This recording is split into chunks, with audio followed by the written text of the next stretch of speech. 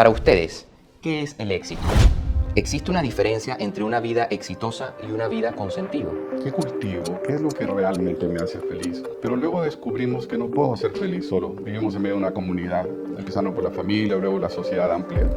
Yo creo que el éxito tiene que ver con la realización completa del hombre en todas sus dimensiones.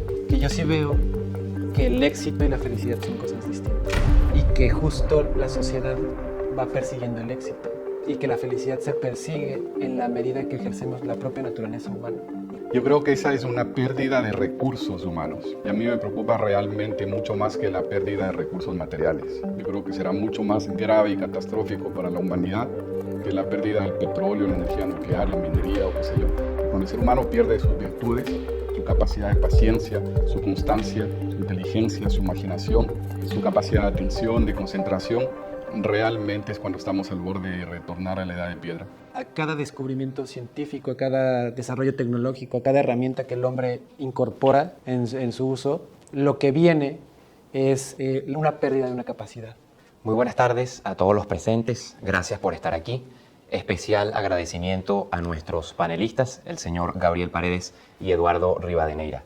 Antes de iniciar nuestro conversatorio, me gustaría presentarles ante ustedes un poco de la experiencia de nuestros invitados. Comenzando con el señor Gabriel Paredes. Es chileno, psicólogo clínico, experto en filosofía de Oriente y Occidente, máster en gestión de desastres, cuenta con una trayectoria de liderazgo en alta dirección, fundó y dirigió una corporación multinacional de 9.000 empleados y fue recibido como miembro honorario de la Asociación Iberoamericana de Abogados Laboralistas. Nuestro otro contertulio, el señor Eduardo Rivadeneira, nacido en México, es licenciado y máster en filosofía. Actualmente es director académico del Intensive MBA de Barna Management School. Es profesor invitado en distintas universidades, consultor y escritor de múltiples publicaciones. De nuevo, bienvenidos y muchísimas gracias por estar aquí. El propósito de esta actividad es reflexionar acerca de la utilidad de la filosofía y el pensamiento filosófico y ver cómo puede la filosofía ayudarnos en nuestra vida cotidiana y también que nuestros invitados puedan brindarnos herramientas prácticas para vivir mejor en todo el sentido de la palabra y navegar la incertidumbre que tanto caracteriza nuestros tiempos actuales. Quisiera destacar que este conversatorio, titulado Filosofía y Empresa, cómo encontrar sentido ante la incertidumbre, es impulsado por los miembros del Club de Responsabilidad Social de Barna Licenciaturas. Y recordar también que Barna es una escuela de negocios con un firme compromiso en la formación de líderes, con una visión humanista de los negocios. Es decir, líderes que no solo buscan el beneficio individual, sino generar beneficio compartido. En esta primera parte yo les haré una serie de preguntas a los panelistas. Por favor, siéntanse libres de responder en el orden que deseen y luego abriremos la conversación para que el público presente pueda hacer sus comentarios y preguntas. Sin más preámbulos, iniciemos. Para muchos, la filosofía es algo abstracto y complicado, reservado para personas que viven de alguna manera ajenas de la realidad. Muchos quizás cuando piensan en un filósofo o una filósofa, se imaginan un señor o una señora viviendo retirados de la ciudad, con túnicas y sandalias y poco interés en asuntos de la actualidad. Para ustedes, ¿qué es la filosofía? ¿Cuál es el rol del filósofo o filósofa en la sociedad y qué utilidad práctica tiene para el mundo empresarial? Y yo creo que no hay una única respuesta, ¿no? Yo creo que sí hay una visión de que la filosofía es esta disciplina, ¿no?, que piensa en las cosas en las que nadie piensa, ¿no?, que parece que no tienen sentido, que no son prácticas. Y yo creo que es todo lo contrario, ¿no? La filosofía se dedica a preguntarse las cosas que damos por hechas, ¿no? Tengo un primo que también es filósofo y cuando le preguntaron ¿qué hace la filosofía?, ¿no? La filosofía problematiza, o sea, no busca soluciones, busca los problemas de las soluciones, porque cuando tenemos la solución dejamos de buscar, y como a la verdad absoluta nunca nos vamos a acercar, o sea, nunca la vamos a tener, hay que seguir buscando, ¿no? Y la única forma de buscar es encontrar la forma de poner en tela de juicio las cosas que ya creemos. ¿Sirve de algo? Yo creo que sirve de mucho, ¿no? Hay gente que dice no estudia las cosas de verdad, no estudia las cosas de la realidad. Y es que justo sí estudia las cosas de la realidad, pero se va, ya me gusta decir, teje fino, ¿no? O sea, le gusta ir a buscar la aguja en el pajar. Y que parece que son cosas que luego no tienen sentido en la vida práctica, pero la finalidad de la filosofía desde siempre, desde que se inventó, era la vida práctica.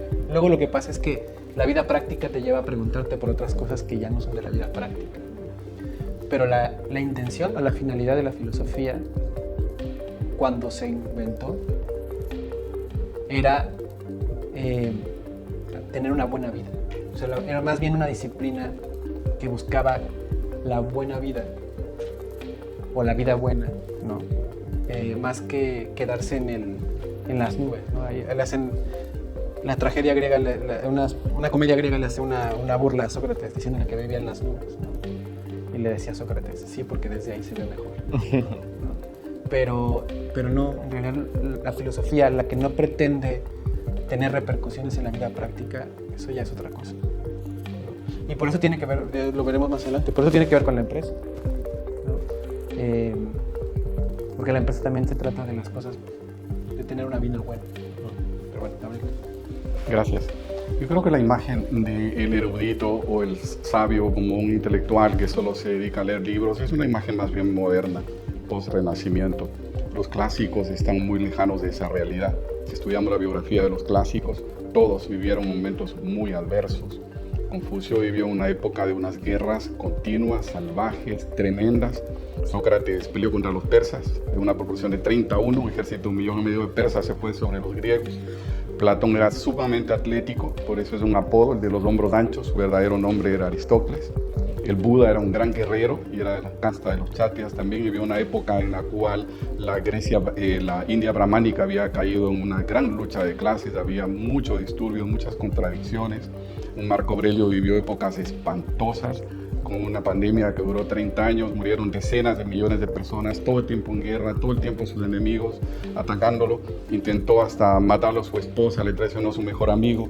O sea, la adversidad es tremenda. Yo creo que esa persona que se pasa con los libros, aquellos a los cuales Confucio les dijo tontos oliendo a viejo, es una imagen más bien que nosotros hemos forjado. Los filósofos siempre reaccionaron con su entorno para transformarlo, para hacerlo mejor. Detrás de las grandes experiencias, escuelas de filosofía, las primeras universidades, nuevas tendencias de pensamiento, arte, verdaderas civilizaciones, siempre ha habido estos filósofos. Y lo mismo podemos observar Sócrates, por ejemplo, molestaba tanto que lo condenaron a morir. O sea, molestaba tanto que le hicieron beber la cicuta. No es porque fuera un hombre que se pasaba solamente en bibliotecas y leyendo libros. Así que esa capacidad de transformación del entorno viene de una posibilidad de entender el entorno y saber que se pueden hacer las cosas distintas, y sobre todo por una preocupación del prójimo. Hay mucho dolor, falta calidad de vida, hay mucha corrupción, hay mucho desgobierno. ¿Qué podemos hacer? Eso sí, siempre ha sido el detonante de la filosofía del dolor. Muchísimas gracias. En el mundo empresarial tendemos a asociar el éxito con ingresos, rentabilidad, cantidad de empleados, estatus o poder. Para ustedes, ¿qué es el éxito? ¿Existe una diferencia entre una vida exitosa y una vida con sentido? Yo creo que el éxito, empezando piel adentro, es básicamente ser feliz. Pero ahí empieza el problema, porque ¿qué es lo que me hace feliz? La simple satisfacción de los deseos, sabiendo que son ambiguos, son contradictorios. Hay cosas que me gustan y deberían no gustarme. Hay cosas que no me gustan y deberían empezar a gustarme, como el brócoli. Si no, al final de la vida vamos a pagar los platos rotos con temas de la salud. ¿Qué cultivo? ¿Qué es lo que realmente me hace feliz? Pero luego descubrimos que no puedo ser feliz solo. Vivimos en medio de una comunidad, empezando por la familia, luego la sociedad amplia. Yo creo que el éxito tiene que ver con la realización completa del hombre en todas sus dimensiones. Por eso me gusta la palabra empresa. Si me preguntaran cuál es la mayor innovación, el mayor invento que ha hecho la civilización occidental a la humanidad, yo diría la empresa, la persona jurídica, porque a nadie antes se le ocurrió hacer eso. Casi todo se hizo antes. Toda la ciencia, las artes, la escuela de filosofía lo hicieron antes, pero a nadie se le ocurrió hacer una entidad jurídica con derecho propio, ¿cierto? Que pueda comprar, vender, contratar, que se merezca respetarle su dignidad, sus propiedades, sus bienes, etc. Una cosa única, porque es hacer de la nada algo, es un verdadero acto de creación. Pero eso también nos abrió la posibilidad de entender la necesidad de la realización colectiva. cuando una persona es contratada por una empresa, por ejemplo, una cajera en el banco, se pinta, se arregla, es ordenada, es cordial, etc. Cuando esa persona de manera individual seguramente es bastante desaliñada, desatendida, su habitación, su escritorio, su casa está desordenado y no es una persona tan cortés en el trato individual con sus amigos, pero entra a la empresa y se pone una postura que a mí me parece bonita la experiencia, porque somos otros cuando estamos en colectivo. El aprender a ser seres colectivos quizás es lo que viene sobre la humanidad, porque somos 8.000 millones de personas y se vienen grandes adversidades, hay multicrisis. Soy un desastrólogo, decidí dedicar la otra mitad de mi vida a eso y lo entiendo muy bien, estoy convencido de eso y creo que lo que quiere decirnos la humanidad, la vida, la historia, el mundo es que seremos sociales o no seremos, como dice Gilbert Durán. Tenemos que aprender que no hay posibilidad de llegar a una verdadera éxito o realización si no es de una forma colectiva y creo que la empresa es una muy buena propuesta. Si es que recordamos que está el origen de la empresa. Platón decía, la sociedad nace cuando nacen los oficios. Es decir, yo he visto como si fuera un buen zapatero, como si fuera un buen sastre, vi una casa como si fuera un arquitecto y de eso no sé nada. Es porque alguien puso su virtud, su cualidad, lo mejor que hace a mi servicio. Y eso es lo que también se espera de mí. Ese es el contrato social. Se espera que yo ponga mi vocación, mi talento, lo mejor de mí al servicio de la comunidad. Si yo saliendo de aquí puedo llegar tranquilo a mi casa es porque hay leyes civiles, leyes penales, porque hay un semáforo al final de la calle, alguien lo puso ahí. Entonces soy el fruto de las virtudes de una gran cantidad de gente acumulada. Y no solamente es mi familia, son nosotros como ciudadanos, es la otra humanidad, es todo el mundo. Y nos debemos a esa colectividad. Creo que si pensamos en el éxito, en la felicidad solamente para mí, estamos condenados a fracasar. Y una pequeña reflexión. Si dividimos el total de la población económicamente activa por el total de la población, de hecho esa cifra, quien le gusta la matemática lo puede hacer, sale 2.8. Todos los seres humanos que trabajan, dividido para todos los seres humanos en total 2.8. Quiere decir, tú joven que me escuchas, tienes que trabajar 2.8 para lograr 2.8 lo que necesitas. Y eso apenas si solamente va a sostener a la sociedad. O sea, no puedo trabajar solo para mí. Tengo que trabajar para 2,5 veces yo, para apenas sostener la sociedad. Eso quiere decir una cosa que puede ser muy dramática y radical. La juventud no te pertenece. Es un patrimonio social. ¿Cómo decides tu profesión, tu futuro, tu vocación? ¿Solamente lo que te gusta o lo que la sociedad necesita? Ya no me puedo decir. ¿Ahora qué voy a decir? Va a pasar algo aquí ahora, algo que es muy propio de la filosofía, que es que yo estoy de acuerdo y hay cosas en las que difiero, ¿no? Pero no porque no esté de acuerdo, sino justo porque estoy de acuerdo difiero. Que yo sí veo que el éxito y la felicidad son cosas distintas y que justo la sociedad va persiguiendo el éxito y que la felicidad se persigue en la medida que ejercemos la propia naturaleza humana y que como la naturaleza humana implica el son politicón, ¿no? el ser social.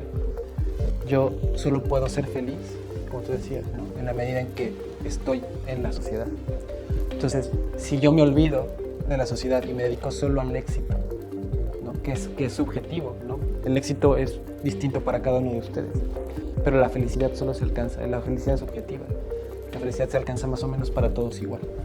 ¿Qué quiere decir? En el ejercicio propio de la naturaleza humana, ¿no? De la racionalidad y de la sociabilidad. Y por eso yo lo distingo, ¿no? Y creo que el problema es que hoy, como sociedad y como individuos, y por cómo hemos construido los fines que perseguimos, vamos persiguiendo el éxito.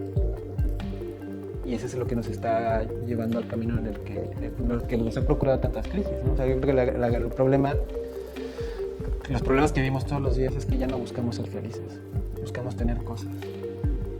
Y ahí es cuando nos estamos equivocando. Y lo otro, que yo creo que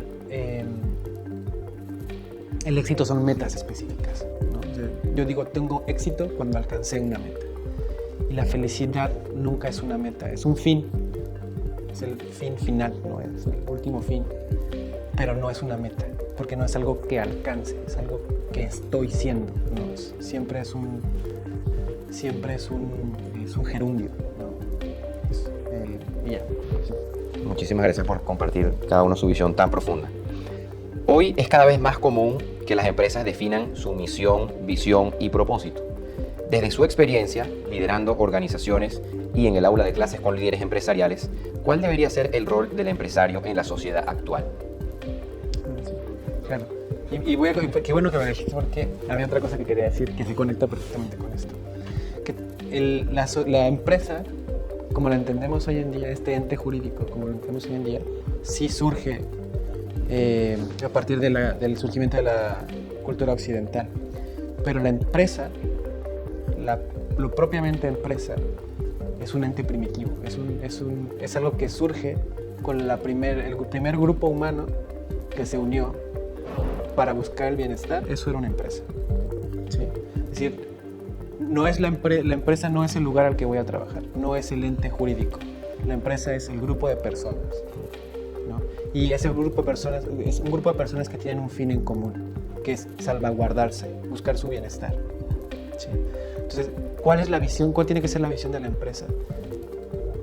Lo primero que tiene que hacer la empresa es reconocerse, ¿no? Entender qué somos, qué es una empresa. No es un ente jurídico, no es una institución, no es una máquina de hacer dinero, ¿no? No es una institución que busque la rentabilidad, no es una institución que busque el valor económico, que busca generar valor, sí, pero no solo el valor económico.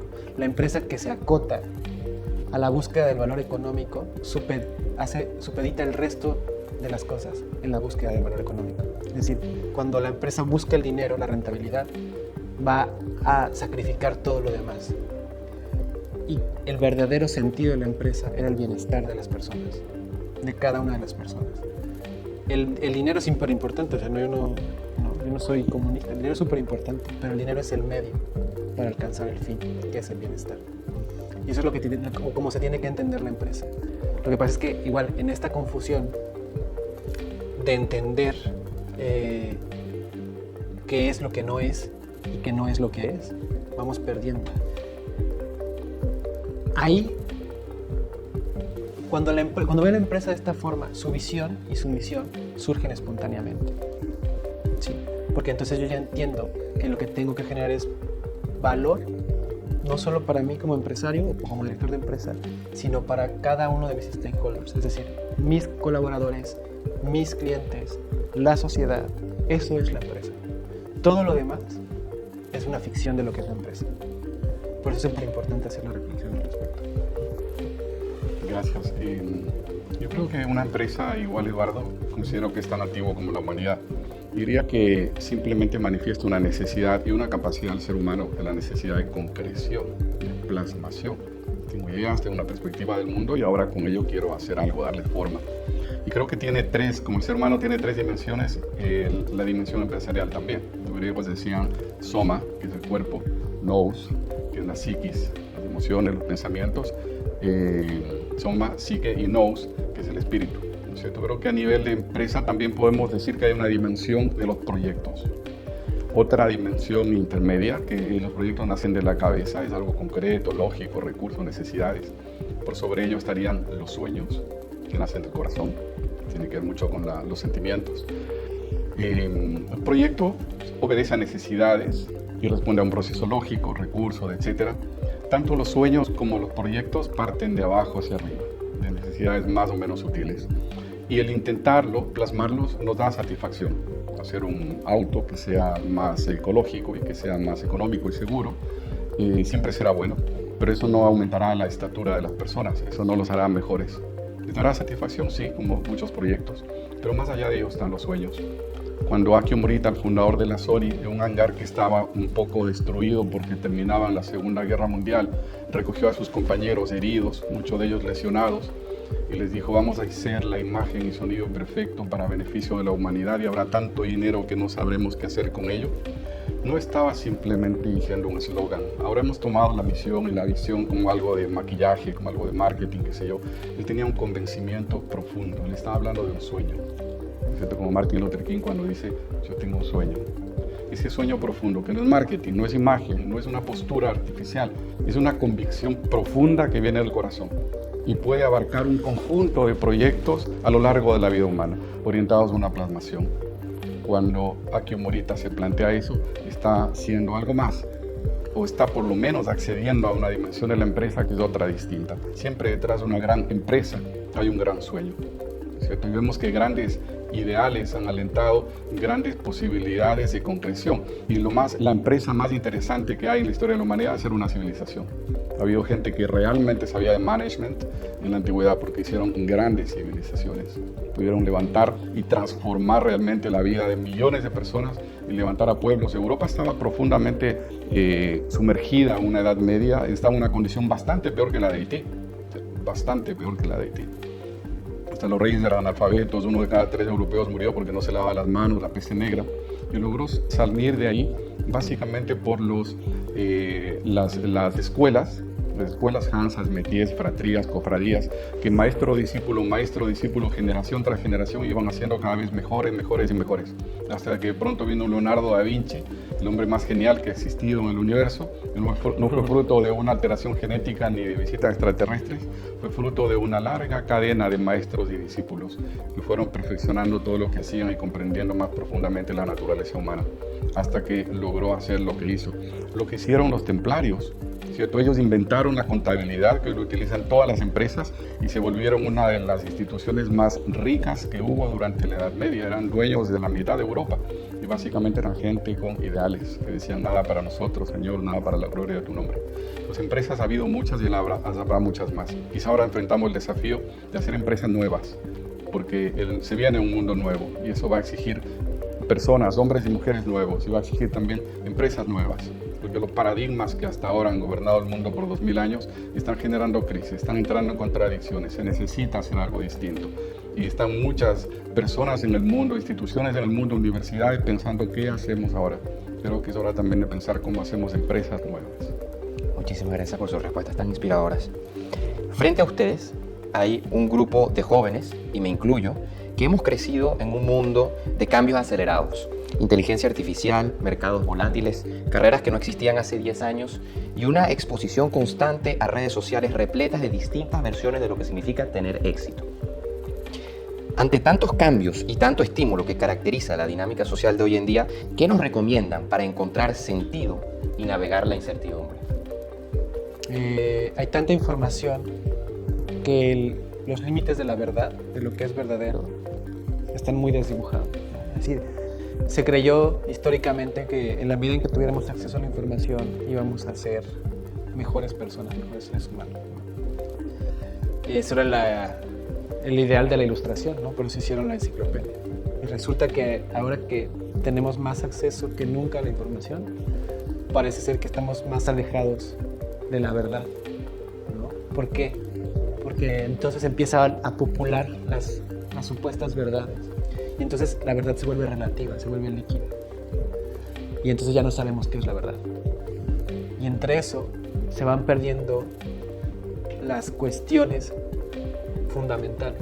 O sea, lo que sostiene el pensamiento históricamente. ¿Por qué? Porque hay una necesidad tan imperiosa de innovación y de innovar en el pensamiento, y que es importante, ¿eh? Yo no estoy en contra de la innovación y de la reflexión que nos lleve a nuevas discusiones, pero eso no quiere decir que debamos desechar el conocimiento que había de antes, ¿no? Yo creo que por eso lo que al principio decía, ¿no? O sea, al filósofo se le ve como ese guardián del conocimiento, porque somos de alguna u otra forma los únicos que todavía estamos ahí, ¿no? Arraigados, ¿no? Peleándonos por regresar a Aristóteles y regresar a Platón y regresar a los pensadores de la antigüedad, sin pensando que decir, es que esa gente vivió hace 2600 años. Sí, pero antes de eso la humanidad ya tenía 10 millones de años, 10.000 años, o sea, la civilización ya tenía 6.000 años. Es decir, ellos son la consecuencia de 6.000 años de sabiduría. Claro, a nosotros nos parece el pasado muy antiguo, pero ellos fueron la vanguardia en algún momento. Y estamos queriéndonos olvidar de esa noción, ¿no? Queremos olvidarnos de la noción de lo que es el ser humano. Porque históricamente existe en la Grecia clásica la pregunta por el ser humano. Y luego esa pregunta se diluye un poco con el tiempo y el Renacimiento se la vuelve a hacer, ¿no? O sea, el Renacimiento nos volvemos a preguntar acerca del ser humano. Y lo que nos está pasando hoy en día es que nos estamos queriendo olvidar, ¿no? Estamos ahí, queremos preguntarnos de la inteligencia artificial y queremos preguntarnos de la tecnología y nos queremos preguntar tantas cosas y nos estamos olvidando de lo que es ser seres humanos. Porque lo obviamos, no porque no sea importante, sino porque lo obviamos. Creemos que ya lo sabemos y en realidad estamos, yo te diría, más lejos que nunca de entender lo que es el ser humano y de entender lo que es el humanismo. No por la falta de información, sino por el exceso de información. Y porque en ese exceso de información hay dos visiones contrarias que quisiéramos que convivieran.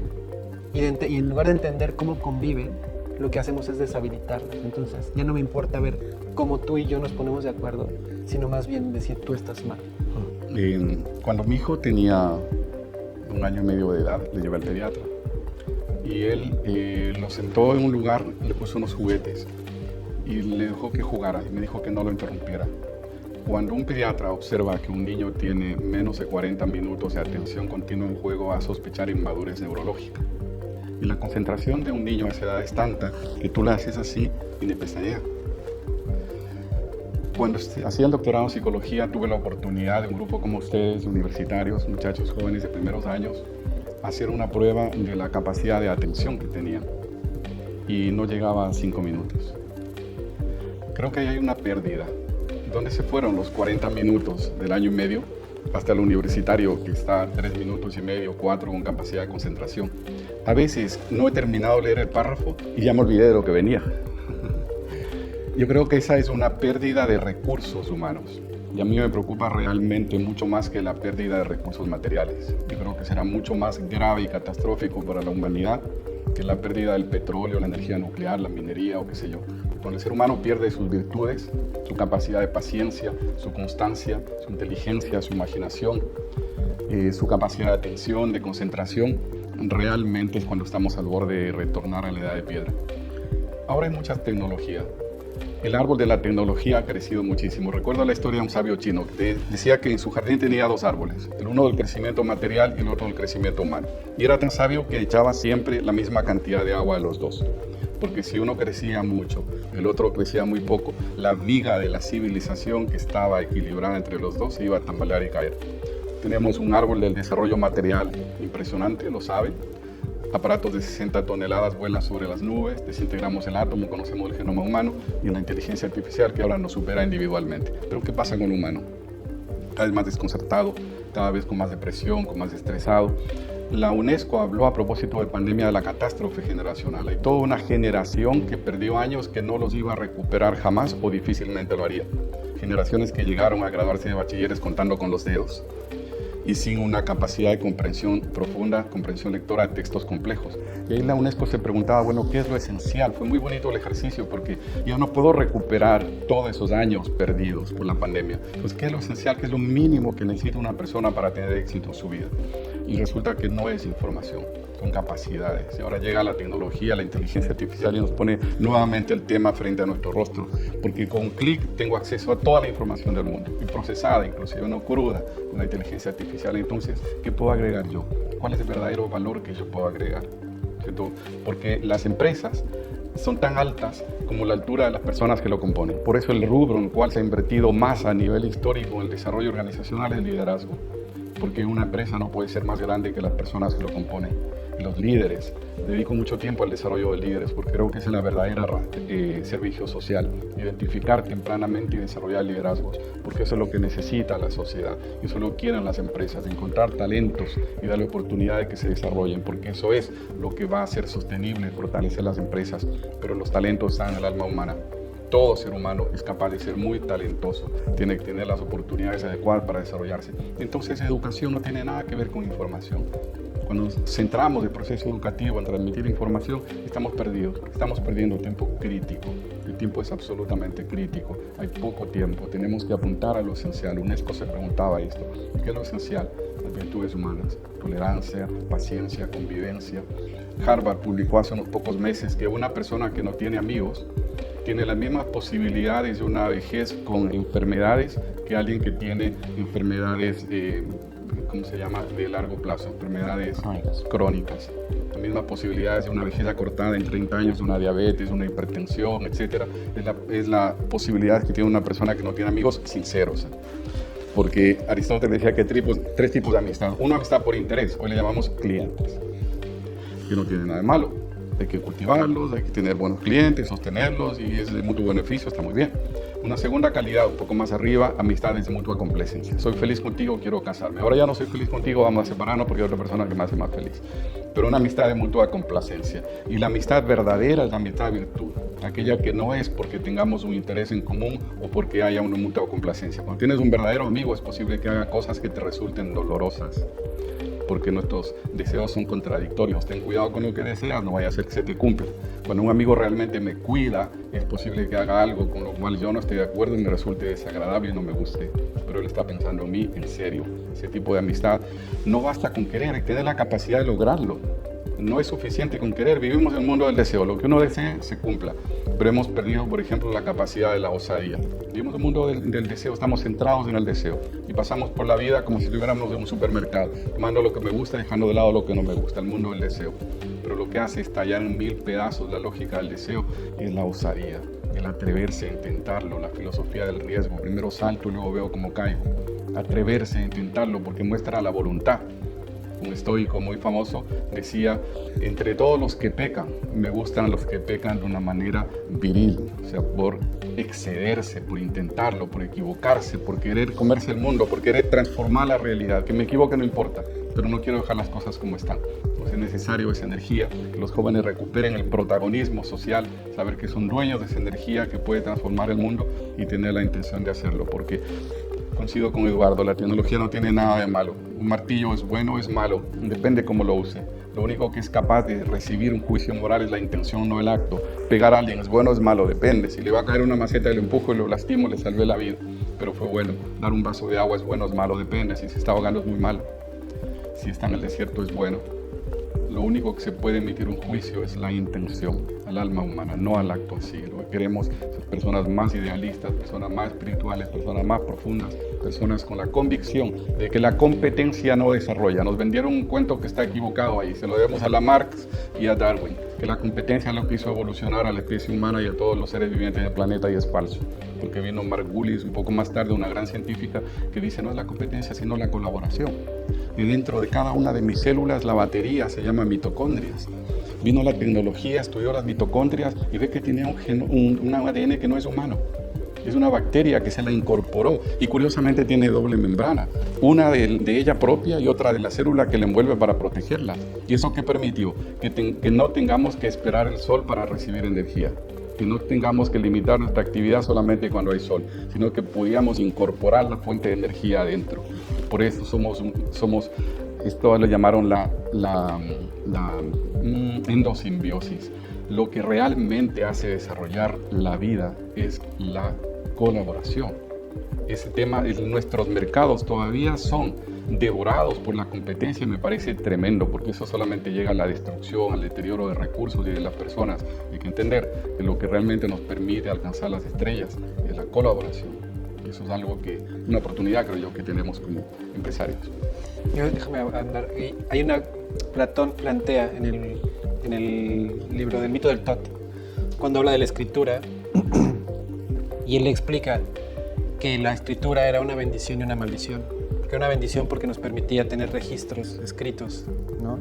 Pero era una maldición porque había hecho los hombres perezosos para aprenderse las cosas. Y entonces lo que él dice es: a cada descubrimiento científico, a cada desarrollo tecnológico, a cada herramienta que el hombre incorpora en su uso, lo que viene es una pérdida de una capacidad, ¿no? Por ejemplo, cuando nosotros empezamos a traer el celular y ya no necesitamos aprendernos de memoria los teléfonos. Yo cuando era niño me sabía 30 o 40 teléfonos de memoria. El de mi casa, el de la escuela, el de mis amigos, el mío. Hoy me sé uno. Perdemos capacidades, ¿no? ¿Cuáles son las capacidades que vamos a perder con el acceso a la inteligencia artificial, ¿no? Por ejemplo, perdimos capacidades cuando el internet, ¿no? Antes la gente se sabía muchísimas cosas. Ahora la gente ya no se sabe tantas, pero entra rápido y consulta y lo encuentra, ¿no? Entonces vamos perdiendo capacidad, vamos perdiendo la capacidad de escribir, ¿no? No sé si ustedes han visto la letra de sus papás, pero la letra de mi mamá era súper bonita, súper bonita. Y yo no hay forma, o sea, por más que hago caligrafía, no hay forma, porque no escribo diario como ellos escribían. Vamos perdiendo esas capacidades. Entonces, hay que entender hasta dónde queremos llevar esa incorporación de las tecnologías, ¿no? Y entender que entre más estamos ávidos, ¿no? Eufóricos por incorporar la inteligencia artificial y vamos a pagar un precio por eso. No digo que no lo hagamos, pero vamos a pagar un precio. Muchísimas gracias a ambos. Y ya para cerrar este conversatorio, quisieran que elijan una idea que les gustaría dejarles a los jóvenes dominicanos que hoy en día se están formando para que en el mediano o largo plazo ser líderes organizacionales. Lo más sintetizado posible, dirigido a los jóvenes. ¿Cuál sería? Mira, yo cuando me propusieron venir a Varna, vine a conocer primero, fue en noviembre de 2023. Y algo que a mí me llamó mucho la atención es ver el momento histórico que está viviendo este país. Es decir, ustedes están en el momento en el que la empresa pasa de esa estructura dictatorial autoritaria a la nueva empresa que ustedes tienen que crear, ¿no? Donde es un ente, ya no es una dictadura, es un ente de colaboración. No quiero decir que es una democracia tampoco, pero es un ente de colaboración, es un ente de relación. Y entonces ahí es cuando yo dije, lo que yo hago, lo que yo estudio, lo que yo difundo, tiene sentido. Para mí un poco lo que eso en México ya no tenía tanto sentido. Es una idea que permeó el desarrollo en los años 70, en los años 80. Pero ustedes están pasando esa transición y ustedes son los que van a construir las empresas del mañana.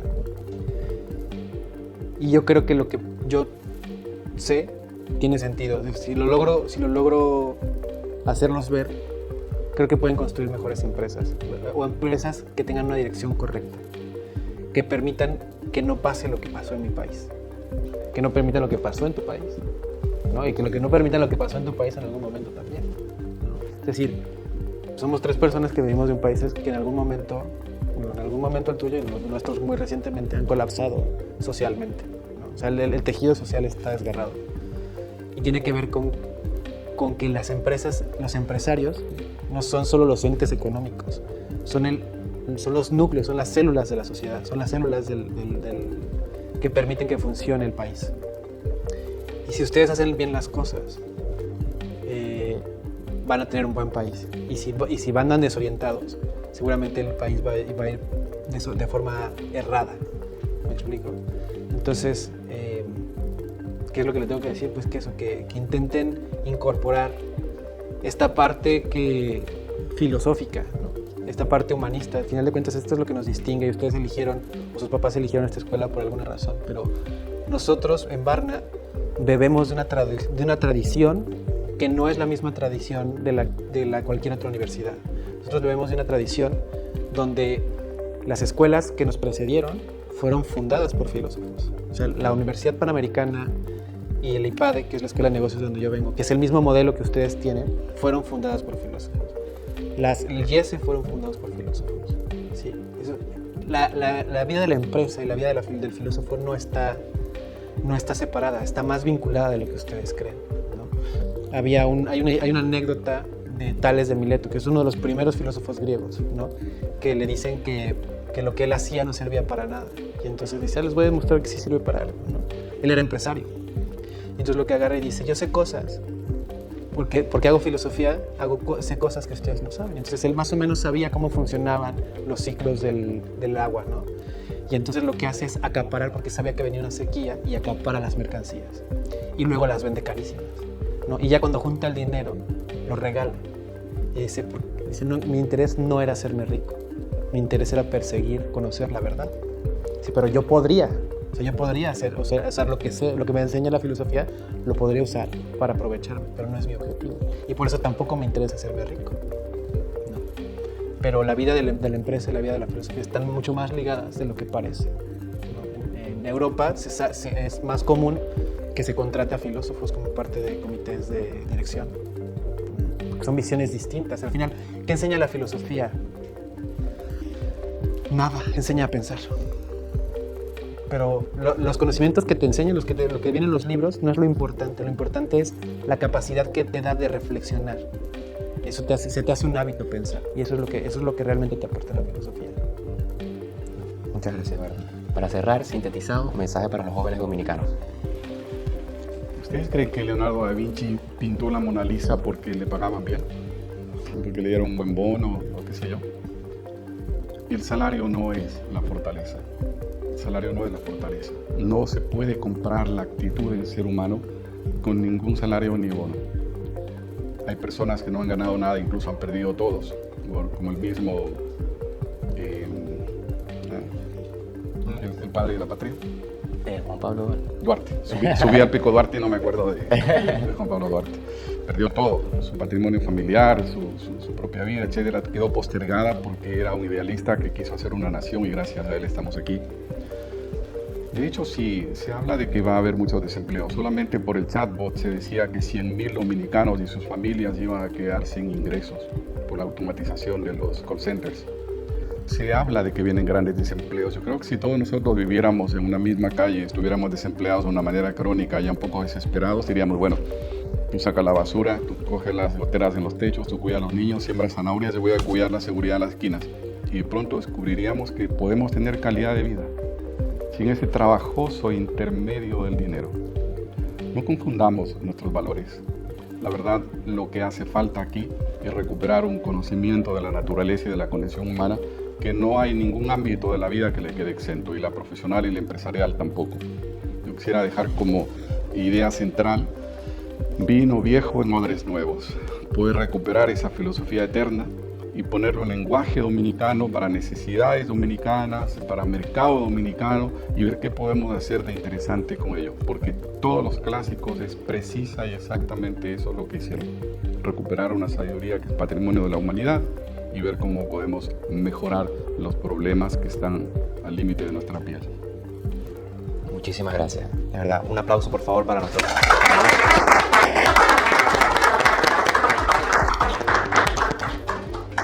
Yo creo que más que con respuestas, o por lo menos yo salgo con muchas preguntas y creo que eso es bastante positivo.